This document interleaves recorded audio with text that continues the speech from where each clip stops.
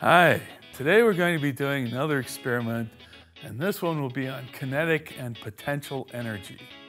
Now, the energy approach to doing physics is kind of complementary to the force-based approach we've been doing.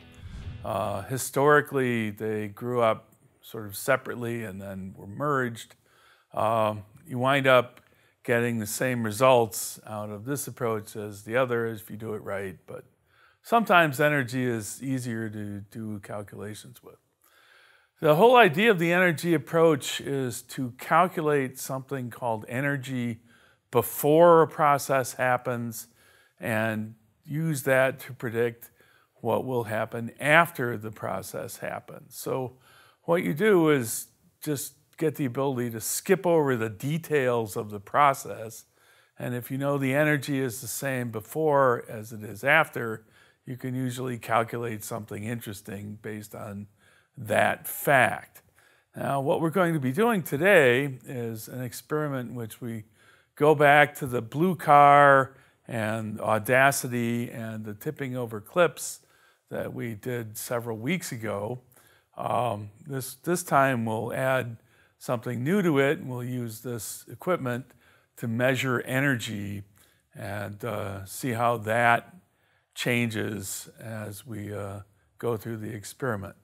So the experiment looks like this. We have a little blue car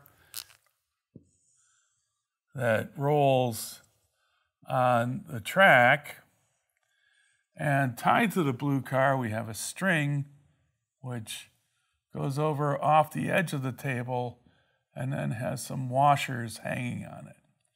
And the idea is that the hanging washers will pull the blue car, exert a force on it, make it accelerate, and we will measure that acceleration, compare it to how far the washers have dropped, and hopefully, if we calculate the total energy as this whole process goes on, we find that the sum of all the energies stays the same. Now, to get this to work, we have to talk a little bit about what kind of energies there are in this. The first kind of energy is kinetic energy. This is the energy things have because they're moving. The energy due to motion. And the only kind of kinetic energy that we're going to run into in this experiment is the simplest kind. It's just Ke equals 1/2 m times the velocity squared. That's it. There are other kinds of kinetic energy due to things rotating and so on, and we'll run into those later in the course. But right now, we're just going to use this. Now, what energy does is it turns from one kind into another. And the whole concept of energy is if you add up all the different kinds of energy, you wind up with the same number all the time. So what other kind of energy is happening in here? Well, this car is clearly moving faster and faster. That means the kinetic energy of the car gets larger and larger. If that was the only thing going on, we would have a situation where the total energy is increasing, and that's not allowed.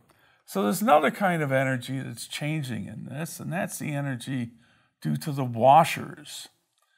What the washers do is that as the car moves, the washers drop. They fall down.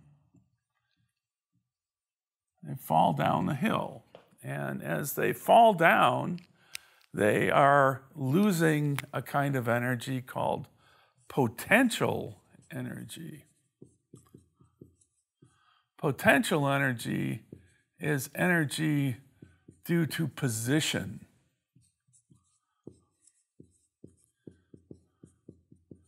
And the idea is that as these washers drop, they are losing potential energy.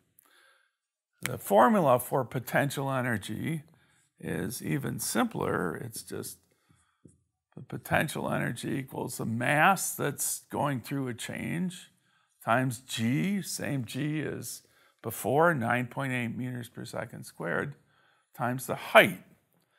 Now, height relative to what is the question, and the way it works is that you pick a height somewhere and say that's going to have height equals 0, and then as long as you consistently measure changes relative to that height, the equations all work out.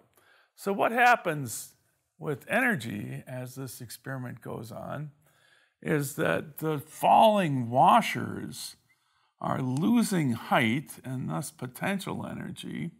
So their potential energy decreases. Meanwhile, the moving cart, and actually the washers are moving too, are moving faster and faster. So their kinetic energy increases. And what we have is potential energy turning into kinetic energy. The two types of energy change. The energy flows from one into another. This is the way energy problems always work, is you have different kinds of energy and they turn from one into the other based on the fact that the sum of the two stays the same. It's just one turning into another.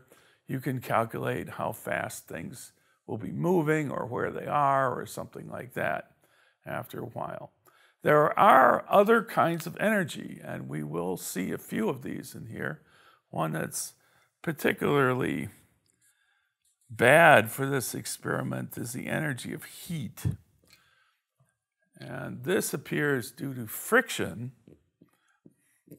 Friction takes energy and converts it into heat.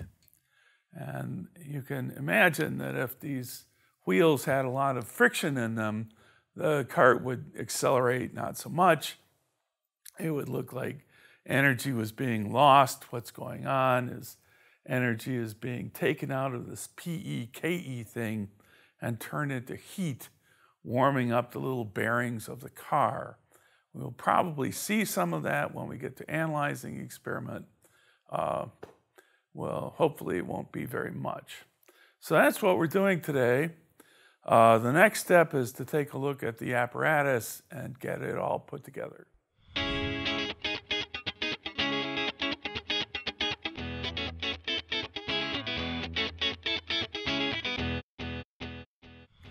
Okay, now let's have a look at the equipment and see how this is going to work. What we have here is some equipment from your lab kit that we last used in week 2 or 3. Today we're going to set it up a little differently and take data about energy with it. So I have the blue car, and it has a pencil taped to it as usual, but now it has a string taped to the front of it. And the string comes down to a holder made out of a paper clip, which has a washer hanging on it. This is actually exactly the same string and holder as from the whirligig experiment, but now it only has one washer on it. So we can put that there for the minute. We have marked on our horizontal glass surface masking tape with marks every 4 inches. That's about 10 centimeters. These marks are going to have placed on them some of these ACO clips with their little wings pointed up so that when the car goes by, it knocks them over and makes a noise.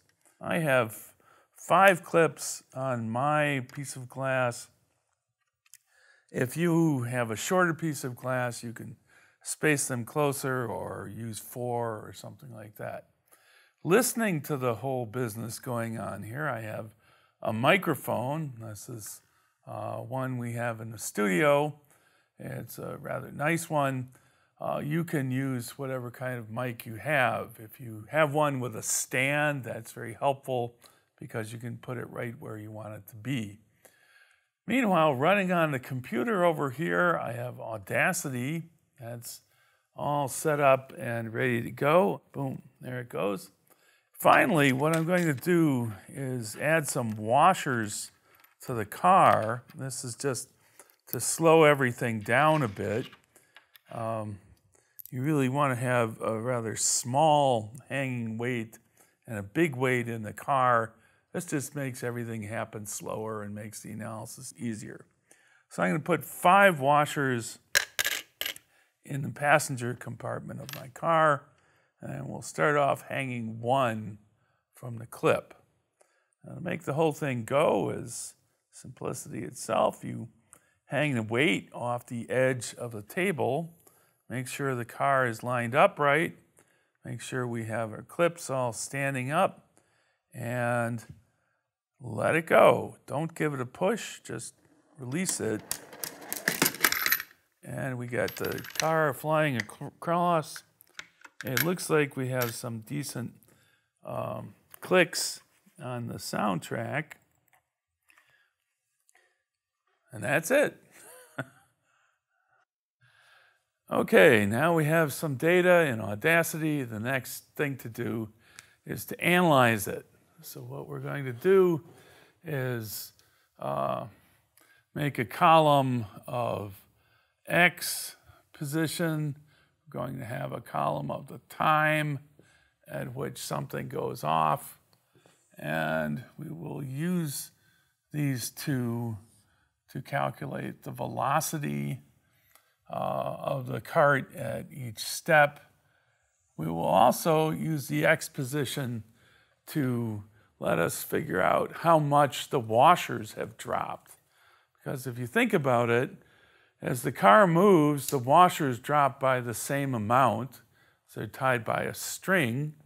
So this will let us get H.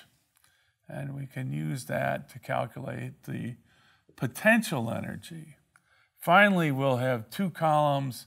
We'll have one for kinetic energy, and we will have another one for potential energy. And to see if everything's working right, we'll have one for the sum, KE plus PE. That's the basic idea. There are a few refinements on this that we're going to include. One is that the kinetic energy is not just due to the cart.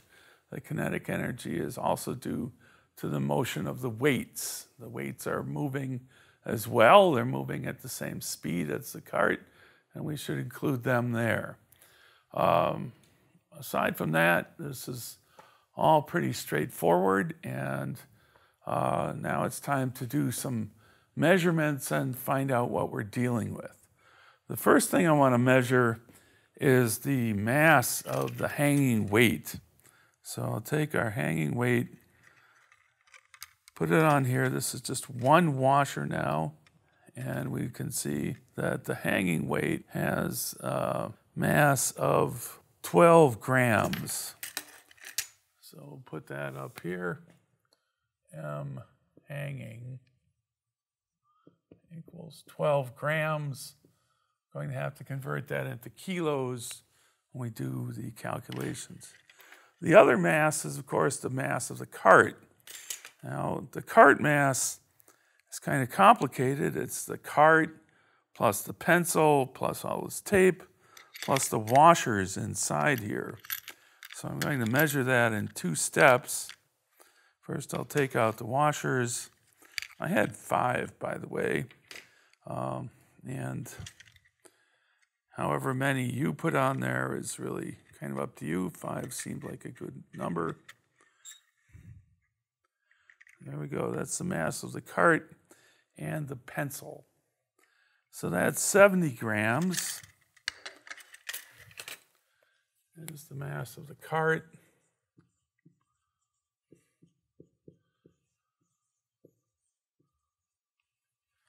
Finally, we have all the washers that I put in the cart. There's all 5 of them.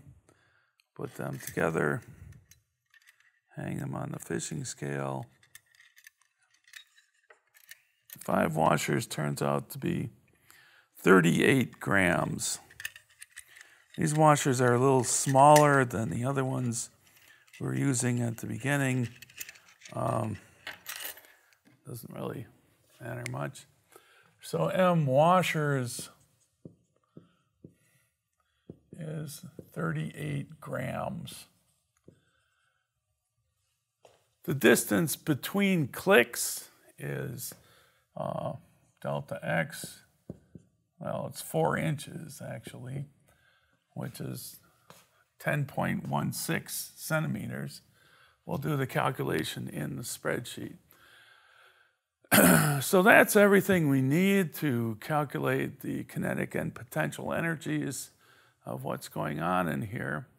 Let's go to Audacity and figure out what time these different clicks happened.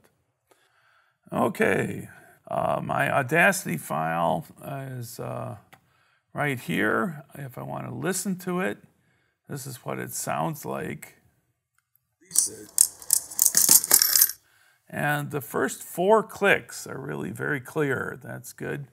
The last one involved the cart hitting the end of my frame here shortly after it knocked over the clip. So it's kind of ragged, and I'm going to be doing a little bit of guessing when I label that one. But let's get what we have here.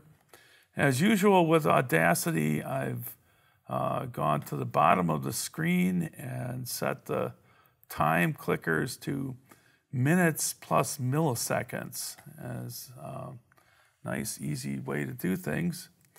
And now I can pick up these clicks. I can zoom up on them and click on them to find out what time they started from.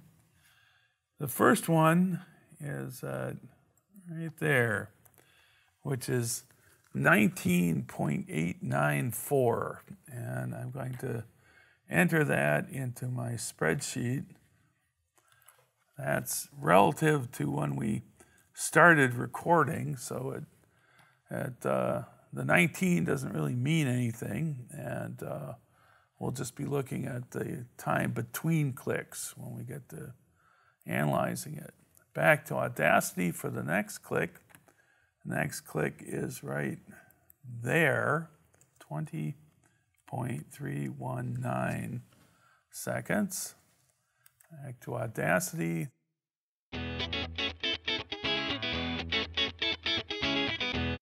And there we have all the times and all the positions done. The next column we want to put in is we want to use these times and positions to calculate velocity.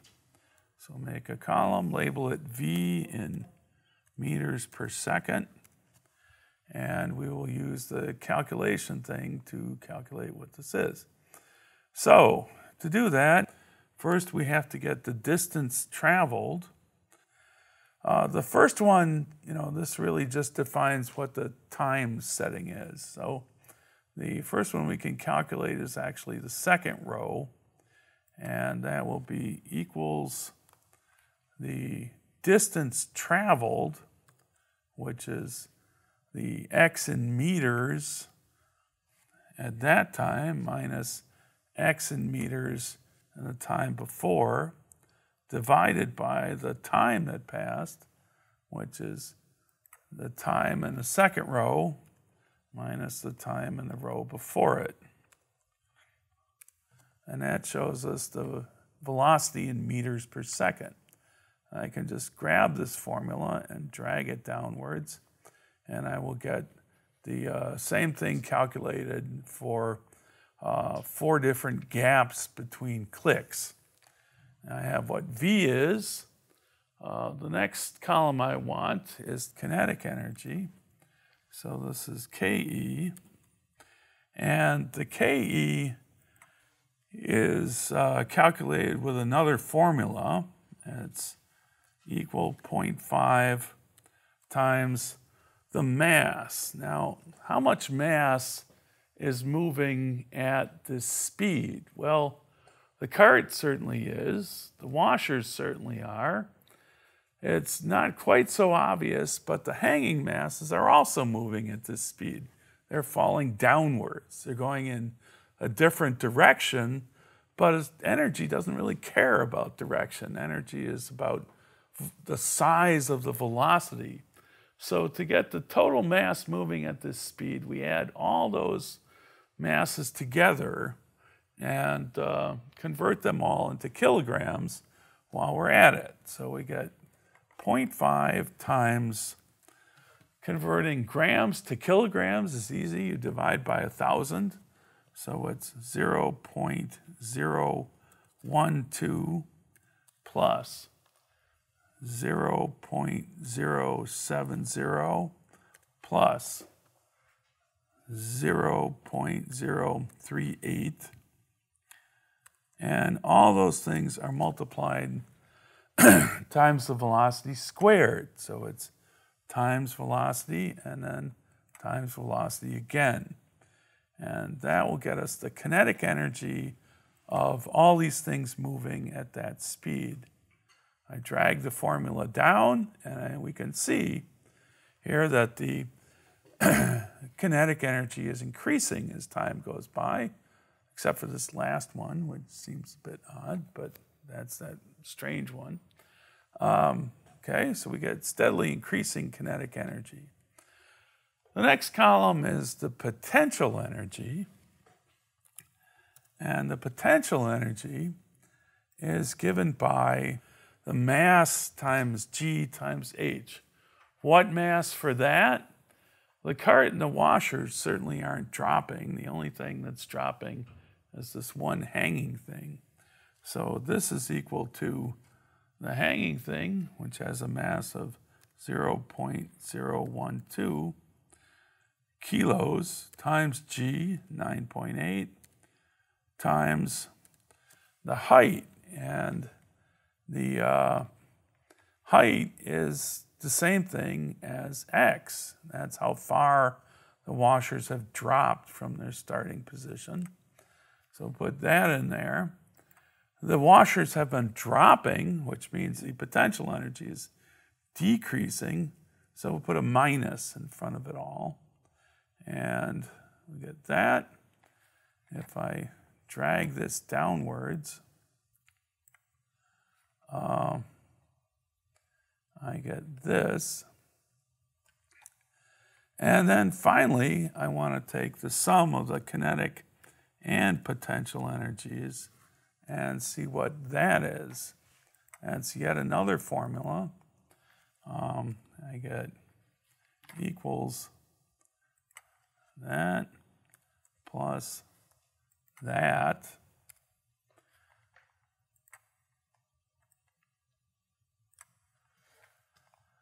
and according to this, we're losing quite a lot of energy to friction as this thing goes. One would have guessed the friction would be quite a bit less than that, but it's apparently quite large. Anyway, what I want you to do is to give this a try and see what kind of numbers you get, and then send me your results. Okay, we're done.